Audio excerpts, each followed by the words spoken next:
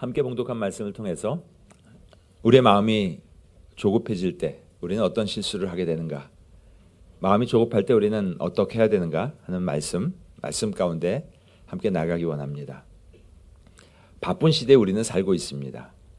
이렇게 살면 안 된다 하면서 나오는 책들이 있죠. 인생은 속도가 아니라 방향이다. 이 괴테가 이야기한 말인데요. 이 말을 통해서 많은 분들이 설교를 하시고 이러한 제목의 책들이 많이 있습니다.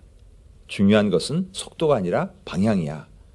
그렇게 이야기하고 자녀들에게도 그렇게 이야기하죠. 그러나 실제 우리의 삶은 어떻게 살고 있습니까? 이렇게 살고 있죠. 빛의 속도로 살고 있고 모든 것을 빛의 속도로 끝내야지 만족하는 그런 삶 속에 우리는 살고 있습니다. 어쩌다가 이렇게 바쁜 시대 속에 이 바쁨이라는 생을 우리가 살고 있는지 별로 안 좋아하시는 거죠. 어떠신가요? 로딩 중, 진행 중, 잠깐 기다리세요. 웨이트. 굉장히 힘듭니다. 3초 이상 이게 나타났을 때. 빨리 넘겨버릴까요? 우리는 참 그렇게 살고 있습니다. 어떻게 하면 더 빨리? 어떻게 하면 더 높이?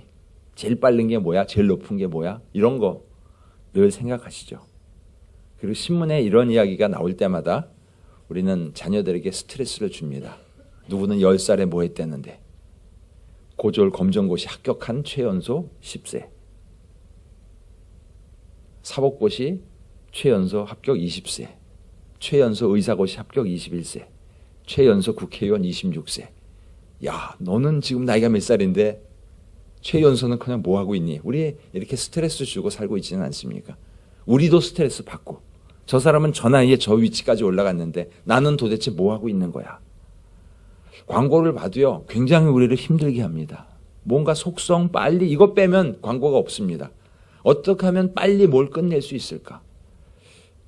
참 이런 세상 속에서 우리가 어떻게 조급해지지 않고 살 수 있을까? 남들은 저렇게 빨리 가는데 그 속도에 못 맞추면 우리는 실패한 인생, 패배한 인생 같이 느껴지는 이런 상황 속에서 우리는 과연 어떻게 해야 될까? 아브라함은 하나님으로부터 약속을 받았습니다. 그 약속은 내 몸에서 날 자가 내 상속자야. 내게 있는 그 종이 상속자가 아니라 내 몸을 통해서 내가 자녀를 줄 거야. 하늘을 우러러 무뼈를 바라봐. 자손이 이렇게 많을 거야. 아마 아브라함은 밤길을 거닐 때마다 저 별들을 바라보면서 마음이 설렜을 것입니다. 내 자녀가 저렇게 많은데 앞으로 하나님께서 저렇게 하시겠대. 우와. 1년이 지나고 2년이 지납니다. 하나쯤은 있어야 앞으로 저렇게 무별처럼 많아질 건 아닌가? 3년이 지나고 4년이 지나고 10년이 지날 때까지도 단 한 명의 자녀가 생기지 않았습니다. 그러자 그의 마음속에는 뭔가 다른 방법을 택해야 되는 것은 아닐까? 혹시 내가 뭔가 음성을 들어야 되는데 듣지 못한 것은 아닐까? 이런 여러 가지 생각과 고민 속에 있다가 오늘 본문처럼 그의 나름대로의 결론을 내리고 아내가 이야기했을 때 뭐 마지못해 그러지 뭐 하는 척 하면서 아들을 얻게 됩니다. 하나님이 주신 약속의 아들이 아니라 자기 나름대로의 생각과 계획과 뭔가를 이루어서 만들어낸 아들, 그의 이름은 이스마엘이죠. 그 이스마엘을 통해서 그 가족이 얼마나 어수선해집니까? 유대 족속들이 얼마나 힘들어집니까? 뿐만 아니라 지금 중동 사태가 너무나 어수선하고 언제 어디서 무슨 일이 벌어질지 모르는 그런 상황 속에서 살고 있습니다. 조급해서 무엇인가 하나를 잘못 결정한다면 그 결정으로 인하여 생긴 그 문제를 해결하기 위해서 어쩌면 우리 한평생이 힘들어질 수 있습니다.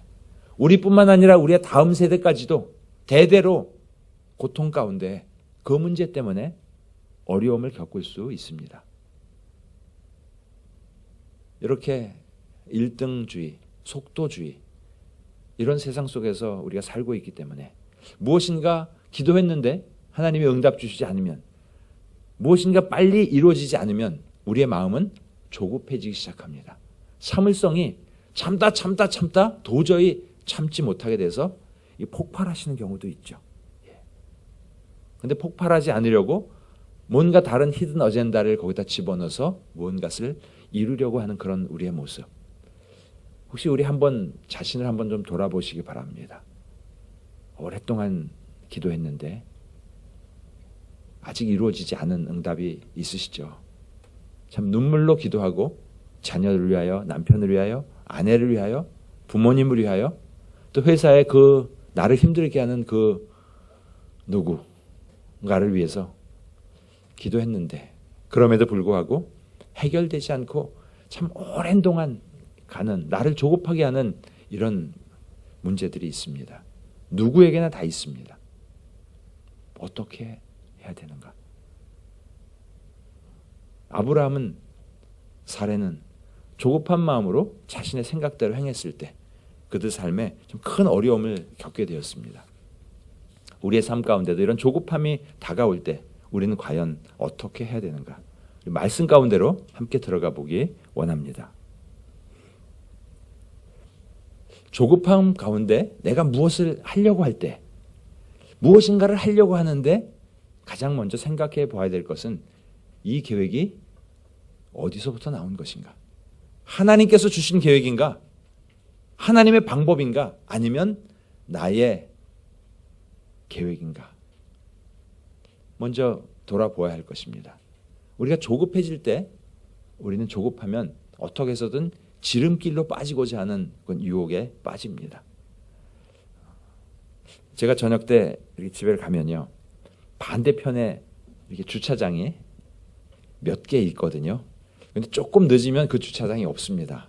그러면 주차할 데가 어떤 때는 없으면 이제 다시 교회까지 와서 여기다 세워놓고 가기도 하고, 아니면 밤 늦게 가서 이렇게 세워놓고 가기도 하는데, 반대편에 주차장이 보이는데 거기는 유턴이 안 되는 지역이거든요.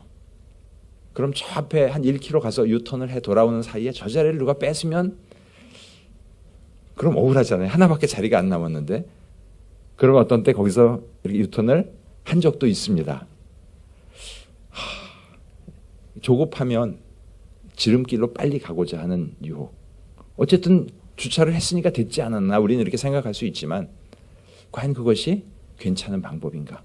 조급해질 때 우리는 빨리 해결하고 어떻게 하면 속전속결로 해결할 수 있을까? 남들은 막 이렇게 달려왔는데 어떻게 하면 뻥 뛰어서 이곳으로 한꺼번에 내가 올라갈 수 있을까? 그런 생각을 우리는 하게 됩니다. 16장 1절 같이 한번 읽겠습니다. 아브라함의 아내 사레는 출산하지 못하였고 그에게 한 여종이 있으니 애굽 사람이요 이름은 하갈이라. 아브라함과 하와는 75세 때 하란에서 부르심을 받고 가나안 땅으로 들어가게 됩니다. 그리고 그곳에서 자식을 하늘의 별처럼 많이 주시겠다고 했는데 10년이 지나도록 자식이 생기지 않았습니다. 결혼하신 지 10년이 되었는데 아직 하나님께서 자식을 주시지 않은 가정. 저는 딱 이렇게 10년 된 가정 이야기를 한번 들었습니다. 홍콩에서 목회하시다가 지금 선교지로 가신 목사님이신데요.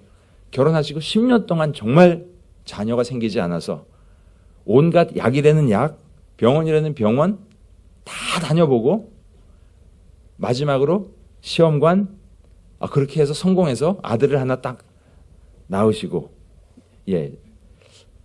그 10년 동안 얼마나 힘들었는지. 그 목사님이 힘드셨다고 이야기하지만 사실 알고 보면 그 사모님은 더 힘드셨을 것입니다. 이루 말할 수 없는, 결혼을 해서 자녀를 갖고자 하는데 자녀가 생기지 않았을 때의 그 아픔. 1년, 2년이 아니고 10년. 기다릴 만큼 기다렸죠. 그 여인의 아픔이 얼마나 컸겠습니까? 출산하지 못하는 그 아픔. 이제는 뭔가 나도 내 방법을 해봐야 되는 것은 아닐까? 기다릴 만큼 기다린 거 아니야? 참을 만큼 참은 것 아니야? 이런 상황. 참 하나님께서 우리 교회에는 다산의 축복을 주셨습니다. 그렇죠? 기도할 때마다 이 가정 저 가정 하나님께서 자녀를 주시고 또 아직도 또 둘째, 셋째를 원하시면서 기도하는 가정들이 있으십니다. 하나님께서 자녀를 주실 때 우리는 순종함으로 자녀를 가져야 합니다. 미루고 한 5년 뒤에 갔지, 조금 더 신혼을 지내다가 나중에 갔지, 그렇게 되면 그것은 하나님이 주시는 자녀를 우리의 계획대로 바꾸는 것이기 때문에 몇 년 지난 후에 자녀가 안 생겨서 고생하는 가정들 많이 있습니다. 하나님께서 주신 자녀, 우리가 늘 바라보면서 이게 기쁨으로 나가실 수 있기를 주님의 이름으로 축복합니다. 이 교회 안에서 아이들의 소리가 들린다는 것은요, 굉장한 축복입니다. 혹시 아이들이 왔다 갔다 한다고 떠든다고 절대로 아이들 야단치지 마시기 바랍니다. 하나님이 주신 자녀 그렇게 건강하게 잘 키워나가실 수 있는 그런 은혜가 있기를 주님의 이름으로 축복합니다. 이렇게 아브라함의 아내 사레는 10년이 지나도록 나이도 들어가고 이제 남편은 85세가 되었는데 점점점 더 가능성이 없어지는데 언제까지 기다려야 되나? 참 인간적으로 생각해 보면 참 안 됐다. 저 시대에 자식이 하나도 없으면 소망이 없는 삶인데 참 안 됐다 하는 그런 생각 얼마든지 들 수 있습니다. 그래서 2절에 이렇게 이야기합니다. 원하건대 내 여종에게 들어가라. Sleep with my maid servant. 이 말을 하는 사레의 마음 어떨까요? 여기 우리 자매님들이 많이 계신데요. 이게 만약에 내 일이라고 생각하면 이게 쉽게 고민하면서 할 수 있는 이야기인가요? 얼마나 힘들었을까요? 얼마나 고민했을까요? 그리고 이야기를 했을 때 아브라함이 아니야. 10년 기다렸는데 뭐 10년 더 기다리지 뭐. 자식 없으면 어때? 괜찮아. 아니야, 난 그럴 수 없어. 아니면 최소한 좀 더 기도해보자. 라는 아무 답 없이 참 순종도 잘해요. 아브라함이 사레의 말을 들으니라. 참 이 믿을 사람 없어요. 급해지다 보니까요. 마음이 조급해지다 보니까요. 어떻게 하면 지름길로 갈까? 어떻게 하면 빨리 해결할 수 있을까? 인간적인 방법으로 나아가게 되는 그런 모습. 자, 그 결과 어떻게 됩니까? 바로 하갈이 임신을 했고 하갈이 아들을 낳음에 이스마엘이라고 아들을 낳게 되었습니다. 그런데 문제는 이제 여기서부터 생기죠. 하나님께서 또 14년 후에 이제 사레에게 아들을 주셔서 이제 낳게 된 아들이 약속의 아들 이삭입니다. 그래서 이삭이 젖을 뗄 때쯤 됐을 때, 뭐 6개월인지 돌 때쯤 되었을 때 애굽 여인 하갈의 아들이 이삭을 놀리는지라. 내가 여태까지 참을 거 다 참았는데 제가 내 아들 건드리는 것은 엄마들 입장에서 이해하시죠. 누가 내 아들 건드리면 이건 도저히 용서가 안 되는 그런 상황이 되어서 결국 집안에 여러 어려움이 찾아오기 시작합니다. 조급함으로 자신의 계획으로 뭔가를 이루려고 결국 했는데 뭔가를 이루었습니다. 뭔가 이루어진 것 같은데 이것이 하나님의 계획이 아닐 때 이 일로 인하여 하나님의 계획이 얼마나 어려움을 겪게 되는지, 얼마나 그로 인한 상처와 아픔과 고통이 그 가정 가운데 계속 지속되고 있는지 우리 생각해 본다면 조급하다고 내 계획과 내 생각대로 무엇을 이끌어가면 안 되는 것이구나 하는 결론을 내릴 수 있습니다. 최선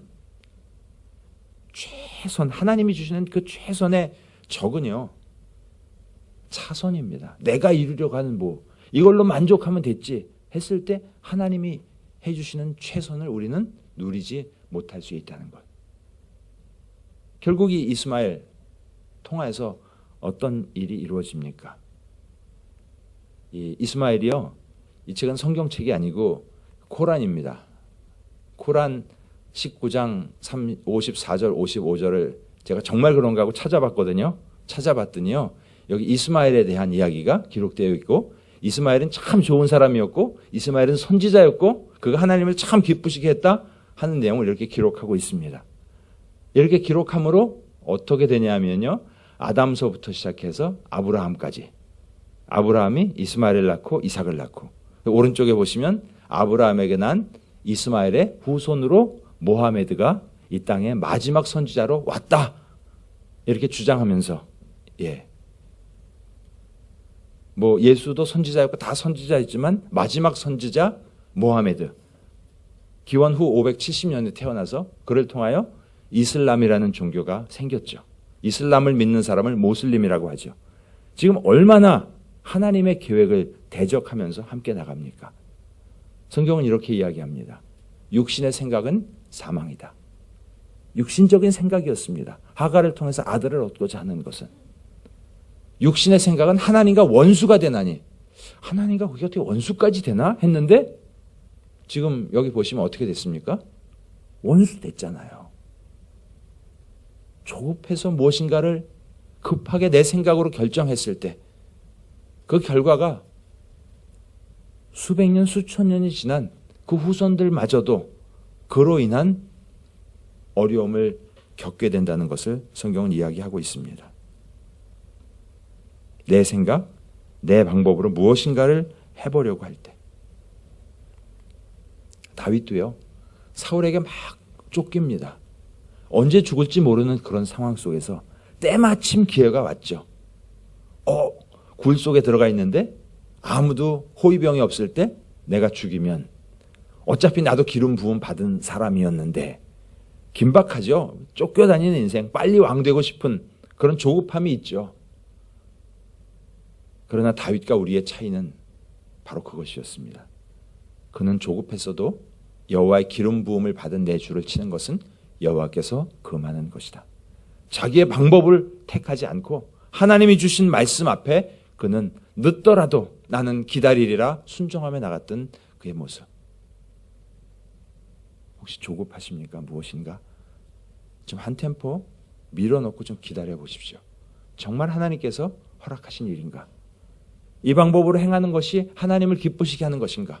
이로 인해서 생기는 다른 어려움은 없을까? 이로 인해서 주변에 상처받는 영혼들은 없을까? 한번 돌아보시면서 조급함에서 한 걸음 물러나셔서 하나님의 말씀을 다시 한번 돌아보실 수 있는 그런 은혜가 있기를 주님의 이름으로 축복합니다. 첫 번째, 조급했을 때 나는 지름길의 유혹 빠질 수 있구나 하는 것을 기억하시기 바랍니다. 두 번째, 하나님은 때를 따라 일하시는 분이십니다. 하나님은 하나님의 스케줄이 있으십니다. 그것을 위하여 준비하십니다. 갈라디아서 4장 4절에 보면 이 땅에 메시아로 예수 그리스도를 보내실 때까지 하나님 나름대로 준비하셨습니다. 열강을 강하게도 하셨다가 열강을 약하게도 하셨다가, 그래서 헬레니즘 문화를 왕성케 하셔서 온 지역에 헬라 언어를 다 쓰게 언어를 통일시키셨습니다. 또 로마 제국을 번성하게 하심으로 말미암아 핍박이, 유대인들을 향한 핍박이 엄청났기 때문에 유대인들의 마음속에는 메시아가 오셔야지 돼, 이제는 소망이 없어 하면서 그들 마음속에 메시아를 받아들일 마음을 허락해 주셨습니다. 그리고 로마의 군대를 통하여 길을 잘 닦아놓게 하셔서 예수님의 제자들이, 또 사도 바울이 복음 들고 이곳저곳으로 안전하게 다닐 수 있도록 모든 인프라를 다 맞춰 놓으신, 바로 그 때를 하나님께서 그렇게 준비해 놓으셨습니다. 그렇게 때에 따라 하나님은 일하십니다. 그 때에 따라 이 땅에 오신 예수님도 너희는 명절에 올라가라, 내 때가 아직 차지 못하였으니, 이 땅에 오셔서 30년간을 우리와 똑같은 삶을 사시고 나머지 3년의 공생애 동안에 제자들을 키우셔서 이제 예수님이 십자가를 지신 이후에는 제자들로 하여금 그 사명을 감당하게 하셔야 되기 때문에 그 기간이 필요하셨습니다. 그래서 아직 내 때가 차지 못하였으니, 아직 나는 십자가에 죽을 때가 아니다라고 주님 말씀하고 계신 것입니다. 이렇게 하나님도 예수님도 그 때를 맞춰서 하셨지 서두르고 조급하게 하시지 않으셨다는 사실을 우리는 기억하여야겠습니다. 창세기 하반 부분에 보면 요셉이라고 하는 사람의 이야기가 길게 나옵니다. 형들에게 팔려서 보디발의 집에서 종살이 하다가 열심히 주인을 섬겼는데 주인의 모함으로 말미암아 감옥에 들어가게 되었습니다. 그렇죠? 감옥에 들어가서 있었는데 그에게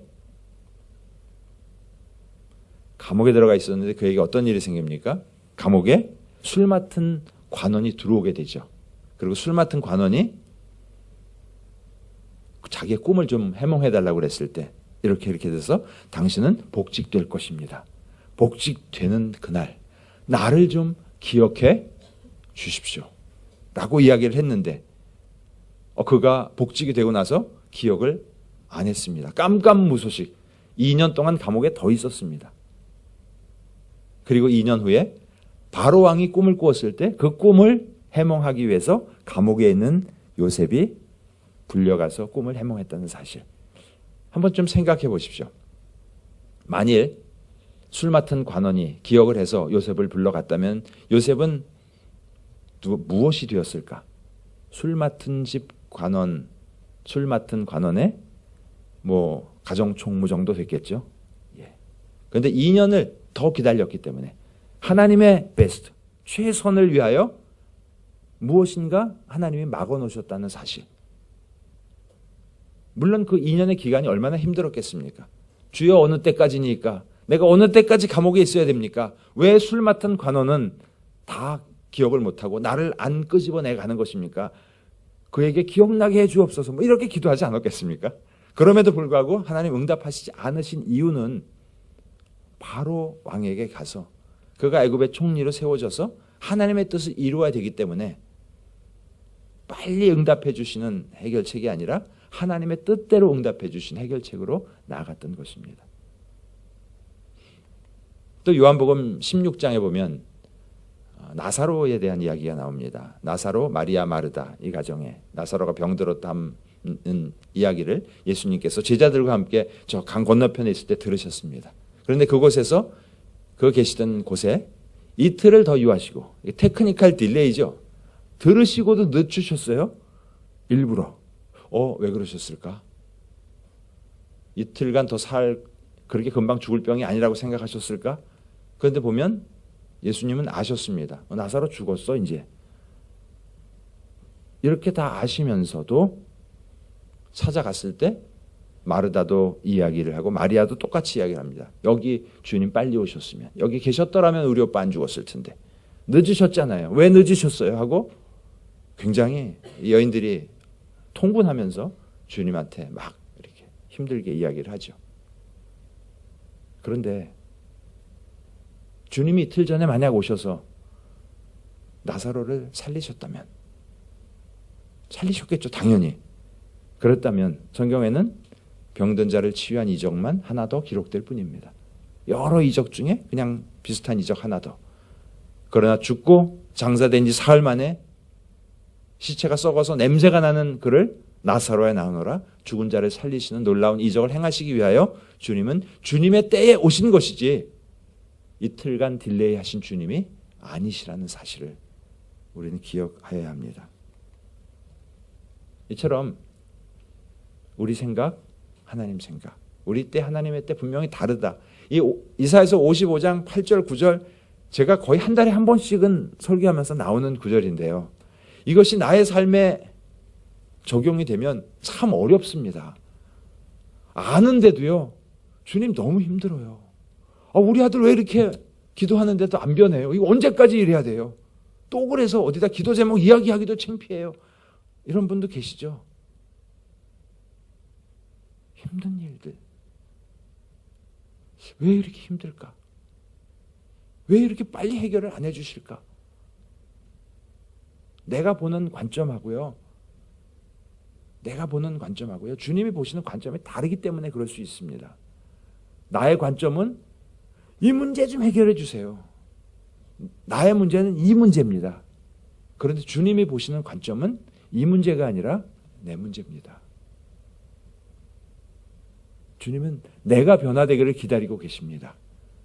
고통 가운데 풀무불 속에다 나를 집어넣으셔서, 주님 너무 뜨거워요. 나 못 있겠어요. 나가고 싶어요. 주님은 나를 바꾸시려고 풀무에다 넣어놓으셨는데 그 안에서 주님 제가 너무 뻣뻣했군요. 주님 제가 잘못했군요.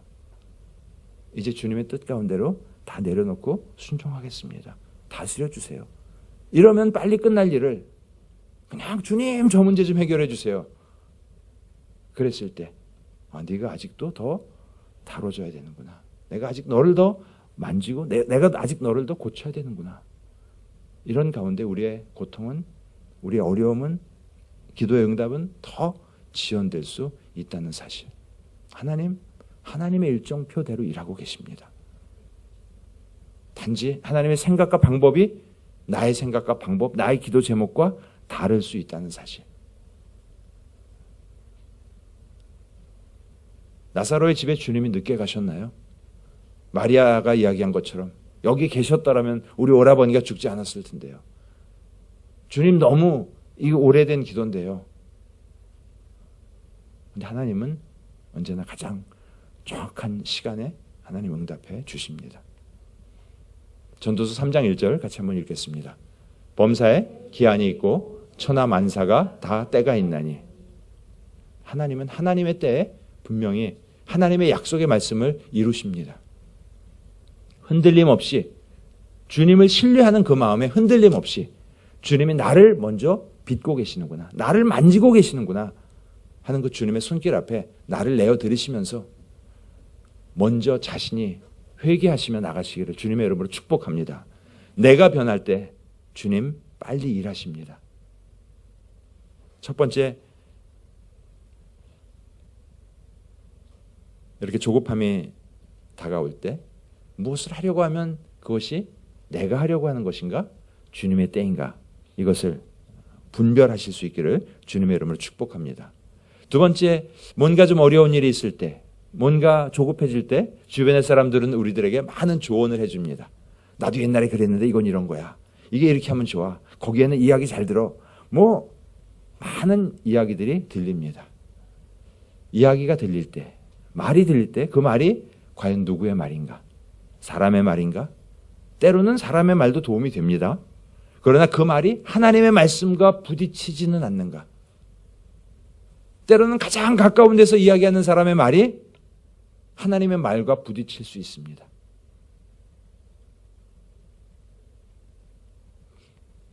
사람의 조언, 잘못될 수도 있습니다. 왜냐하면 우리도 같은 사람이기 때문에 그 사람과 나와 관계가 있잖아요. 관계 속에서 서로 간에 얻을 수 있는 혜택이 있습니다. 그렇기 때문에 그 뒤에는 히든 아젠다가 깔려 있습니다. 네가 이렇게 했을 때 나와 그 이익을 나눌 수 있고, 내가 이렇게 잘못하는데 혼자 잘못하니까 미안하니까 같이 잘못하자, 다 같이 잘못하자, 이렇게 해버리는. 그래서 사람의 조언은 잘못된 조언을 할 수 있습니다. 16장 2절 같이 한번 읽겠습니다. 사레가 아브라함에게 이르되 여호와께서 내 출산을 허락하지 아니하셨으니 원하건대 내 여종에게 들어가라. 내가 혹 그로 말미암아 자녀를 얻을까 하노라 하매 아브라함이 사레의 말을 들으니라. 여기 보면 하나님의 말씀과 사람의 이야기가 두 개가 나옵니다. 파란색으로 되어 있는 부분, 여호와께서 내 출산을 허락하지 아니하셨으니, 사레는 지금 알고 있습니다. 하나님이 안 주셨다는 것을 그렇게 고백하고 있잖아요. 여호와께서 내 출산을 허락하지 않으셨어. 하나님이 안 하셨어. 그러면 빨강색으로 된 부분, I can build a family. 하나님이 안 하셨기 때문에 이제 내가 할 거야. 이게 무엇입니까? 죄잖아요. 하나님이 안 하셨는데 내가 이루겠다. 내가 하나님의 자리에 대신 들어가겠다. 그렇다면 하나님의 말씀과 아내의, 사랑하는 아내의 이야기, 물론 사랑하는 우리 형제 여러분, 아내의 이야기 잘 마음에 새겨서 들으시기 바랍니다. 네, 아내의 이야기는 굉장히 영적으로 에제르, 우리의 도움이 되는 파트너이고 울타리고 보호자이기 때문에 아내를 통해서 주시는 말씀 잘 들어야 합니다. 그런데 아내의 이야기와 하나님의 말씀이 부딪힐 때 어떻게 해야 되는가? 부모님의 말씀과 하나님의 말씀이 부딪힐 때 우리는 어떻게 해야 되는가? 이것을 분별할 수 있는 영적 분별력을 우리가 가져야 하나님 앞에 실수하지 않게 됩니다. 내가 혹 그로 말미암아 자녀를 얻을까? 영어 표현에 분명히 이야기하잖아요. Lord has kept me from having children. 하나님은 안 하게 하셨는데 I can build a family. 내 방법으로 내가 하겠다. 이랬을 때 아브라함은 어떻게 해야 되나요? 우리 한번 다시 기도해 봅시다. 하나님이 허락하신 방법인지. 기도했다는 내용 한마디 없이 아브라함 agreed to what Sarai said. 그냥 바로 그대로 따라가는 그 조언 뒤에는요, 뭔가 다른 히든 아젠다가 있을 수 있습니다. 사람에게는. 주님에게는 그런 것이 없지만 사람에게는, 아무리 선한 사람에게도 그런 아젠다가 있을 수 있습니다. 그래서 기도하며 분별하여야 하는 것입니다. 최초의 아담과 하와도 그렇지 않습니까? 여자가 선악과 먹지 말라는 이야기 받았나요? 안 받았나요? 아담이요. 받았죠. 저걸 먹는 날엔 정녕 죽으리라 그랬는데 아내가 주니까 먹었습니다. 하나님이 주신 말씀과 아내의 이야기가 부딪힐 때 하나님이 주신 저 여자가 이거 먹으랬는데 가정의 화목을 위해서 먹어도 될까요? 라고 기도했다는 내용이 역시 없습니다. 주변에서 조언을 줄 때. 또 사도행전 5장에 보면 아나니아와 삽비라 이야기가 나오죠. 땅을 팔았더니 돈이 많이 생기니까 여보 우리 이거 절반만은 우리가 쓰고 절반을 이렇게 이게 다라고 베드로한테 가서 이렇게 얘기합시다. 서로 간에 그렇게 입맞추고 그랬다가 결국 들통나서 다 죽게 되는 사건이 기록되어 있습니다. 또 사무엘상 26장 8절에 보면요. 다윗이 사울에게 막 쫓길 때 한 번은 사울의 이 경호원들이 다 잠을 자고 있었습니다. 다 함께. 그래서 적진에 이제 다윗이 아비새 그 군대 장관과 함께 들어갔습니다. 저거 자고 있는데요. 두 번도 찔릴 필요 없습니다. 한 번이면 내가 끝낼 수 있습니다. 얼마나 다윗도 그러길 원했을까요? 바로 이제 고통 끝내고 왕이 될 수 있는데. 그런데 가만히 생각해 보면요. 아비새는 저 일로 말미암아 무엇을 얻을까요? 완전 개구공신이죠. 다윗의 왕의 원수를 혼자 창으로 죽였는데요. 사실 아비새에게는 형제가 있었죠. 그 위에가 요압이죠. 훨씬 자기보다 더 유명한 장군.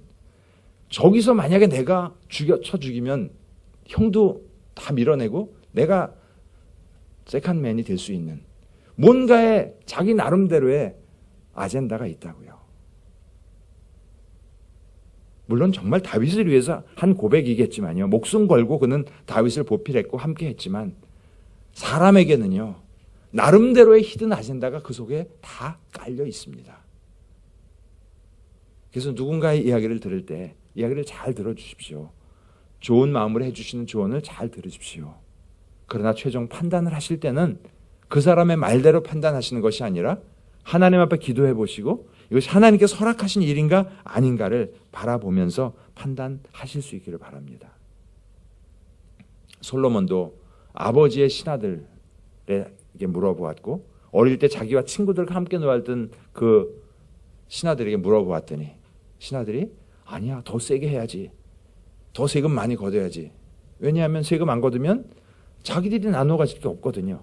그 뒤에는 나름대로의 이것이 내게 유익일까 아닐까 자기들의 히든 아젠다가 다 깔려 있다는 사실을 우리는 기억해야 합니다. 가정을 만드셨습니다. 남편과 아내로. 서로 간에 기도하며 이것이 하나님의 뜻인가 아닌가 혼자서 분별하기 어렵기 때문에 부부가 함께 손잡고 기도하며 분별하며 나갈 때 우리는 건강한 가정 이루어 나갈 수 있습니다. 때로는 부모님들의 이야기가 부딪히는 경우도 있죠. 성경은 이야기합니다. 자녀들아 너희 부모에게 순종하라. 그런데 앞에 표시가 있죠. 주 안에서.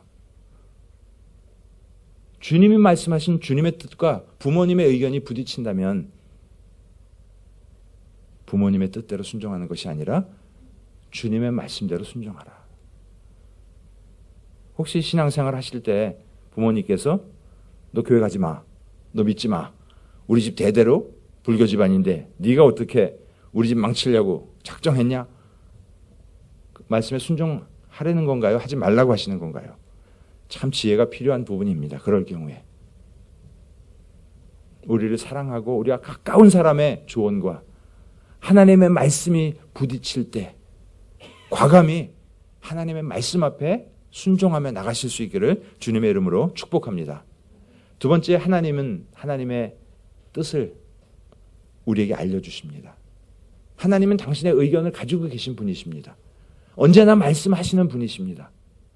우리가 귀를 닫고 마음을 닫고 안 들으려고 불순종하려고 있기 때문에 안 들릴 뿐이지 하나님은 매일같이 어떤 분은 그렇게 표현하시잖아요. 하나님은 수다쟁이시라고. 하나님의 의견을, 하나님의 마음을 그렇게 우리에게 말씀하고 계십니다. 특별히 통독 중이신데 통독을 통하여 하나님의 그 마음 마음껏 함께 나누시고 많이 우시고 많이 기뻐하시고 주님과 동행하며 주님의 뜻을 발견하실 수 있기를 주님의 이름으로 축복합니다. 성경을 통해서 말씀하시죠. 성경은 교훈, 책망, 바르게 함과 의로 교육하기에 유익한 책이다라고 분명히 우리에게 말씀하고 계십니다. 우리를 이렇게 이끌어가고 계십니다. 또 때로는 강단을 통하여 주의 종들을 통하여 말씀을 선포하십니다. 누가복음 16장 29절에 보면 거지 나사로와 부자, 그들이 다 죽었을 때 부자는 지옥에, 나사로는 천국에, 천국과 지옥을 이야기하는 중에 부자가 내게 형제들이 있는데 이곳에서 누굴 좀 보내서 그들이 여기 오지 않도록, 살아있을 때 그들이 믿음을 갖도록 좀 전해달라고 이야기했을 때 이렇게 말씀합니다. 모세와 선지자들이 있으니 그들에게 들을지니라. 모세와 선지자들에게 듣지 아니하면 비록 죽은 자 가운데서 살아나는 자가 있을지라도 권함을 받지 아니하리라. 그 시대에 그 지역에 나의 교회에서 강단에서 말씀이 선포될 때, 또 내게 세워주신 리더, 또 순장 순모님을 통하여 어떤 말씀을 받을 때 하나님은 그렇게 통하여 말씀하십니다.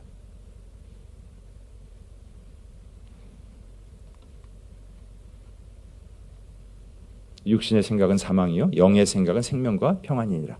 이것이 하나님께서 허락하신 일인가? 기도하며 결정할 때, 하나님이 허락하신 일, 그 길을 갈 때 하나님은 우리에게 생명과 평안을 느끼면서 그 일을 감당하게 하신다는 사실을 여러분 기억하며 나가시기를 축복합니다. 우리는 구할 때 하나님의 뜻이 무엇인지, 하나님이 원하시는 것이 무엇인지 우리가 분별하며 나갈 수 있도록 그 분별력을 구해야 되겠습니다.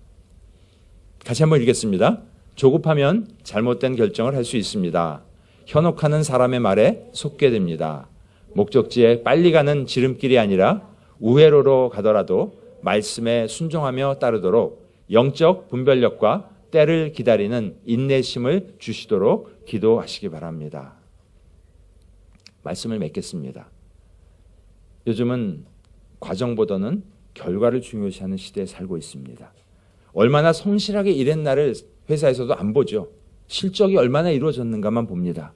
그러다 보니까 결과를 과정보다 중요하게 여기는 그런 스피드 시대에 살고 있습니다. 그러나 성경은 그렇게 이야기하지 않습니다. 어떤 방법으로 그 일을 하는가, 그 과정이 중요함을 이야기합니다. 결과보다 과정이 중요하다는 것을 기억하시면서 그 과정 순간순간에 흘리는 땀, 기도의 내용, 우리의 아픔, 모든 것을 하나님께서 들으시고 함께 하심을 기억하시기 바랍니다. 두 번째, 최선, 하나님의 응답, 최선의 적은 차선이라는 것. 내가 뭔가를 해결하고 하는 나의 해결책이라는 것. 조금 늦더라도 best, the best in 하나님의 말씀대로, 하나님의 해결책대로 나가실 수 있기를 축복합니다. 마지막으로 세 번째, 우리는 너무 성공하려고 하는 성공 집착형 삶을 살고 있습니다. 하나님이 원하시는 삶은 성공하는 삶이 아니라 승리하는 삶이라는 것. 과연 승리하는 삶이란 무엇인가? 그 과정을 통하여 영적으로 내가 살고 다른 사람을 살릴 수 있는 일이 바로 승리하는 삶입니다. 한 가지 이야기를 드리고 말씀을 마치도록 하겠습니다. 토끼와 거북이 이야기 아시죠? 이소부와 이 시대에는 잘 안 맞는 것 같은 그런 이야기. 토끼와 거북이가 경주를 합니다. 토끼는 자기가 너무나 이길 것이 당연하기 때문에 미리 멀리까지 뛰어가고 그곳에서 잠깐 쉬는 사이에 거북이는 열심히 그래서 거북이가 목적지에 먼저 도달했다는 사실. 그렇죠? 그 이야기는 다 아시죠? 어릴 때 다 들었던 이야기. 이야기하는 것은 성실하게 살면, 열심히 살면 결국 그게 승리로 이끌어 갈 거야. 내가 이길 거야, 결국. 이기고 지는 이야기를 이 이야기는 쓰고 있습니다. 그렇죠? 그런데 이 내용을 새롭게 읽는 토끼와 거북이 이야기로 한 분이 이야기를 쓰셨습니다. 과연 거북이가 잘한 것일까? 거북이는 가면서 토끼야, 일어나야지. 같이 가자. 거북이가 1등을 못할 수도 있습니다. 아마 토끼가 교활해서 같이 가다가 1m 앞에 놓고 자기가 깡충 뛰어서 내가 1등 그럴런지도 모릅니다. 하나님이 원하시는 삶은 1등, 2등의 삶이 아니라 한 영혼을 저렇게 살리면서 주님이 원하시는 그런 승리의 삶을 살기를 원하신다는 사실을 우리 기억하면서 세상의 방법이 아닌, 사람의 방법이 아닌 하나님의 말씀 앞에 순종하며 조급할 때도 주님 말씀 다시 한번 기억하며 꼭 기도로 확인해 보며 그렇게 나가시는 저와 여러분 되시기를 주님의 이름으로 축복합니다. 이 시간 함께 한번 기도하실 때요.